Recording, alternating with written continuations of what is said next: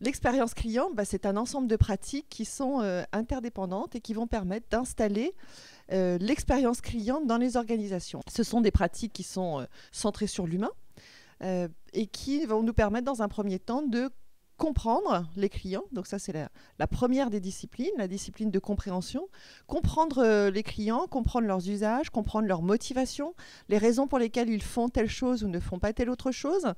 Voilà, pour essayer de identifier des problématiques qui sont des problématiques en général d'usage. Ces problématiques d'usage tournent autour de la fidélité, tournent autour de l'usage, tournent autour des comportements, d'actions, etc.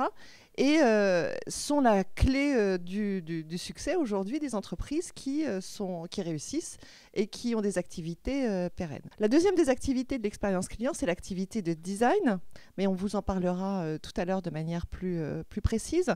Mais cette activité de design, c'est elle qui va permettre la conception des expériences en même temps que la conception de l'écosystème qui va permettre de livrer l'expérience. Donc on va avoir une approche qui est fondamentalement écosystémique, qui est transversale et qui va permettre de mixer les différents collaborateurs dans l'entreprise, quel que soit leur niveau hiérarchique et leur secteur d'appartenance. Donc cette façon d'aborder la conception d'expériences ou de nouveaux services est fondamentalement transformatrice dans le sens où elle va permettre de décloisonner les silos fonctionnels et d'aplatir les lignes hiérarchiques. Après cette discipline de design, on va trouver des disciplines qui tournent autour de l'acculturation, du management, qui vont permettre d'améliorer, de nourrir la maturité client de l'entreprise et de faire parler la même langue au sein de l'organisation, qui est la langue du client. Alors cette acculturation, bien sûr, elle a déjà commencé avec le COMEX. Si on n'a pas un COMEX qui est complètement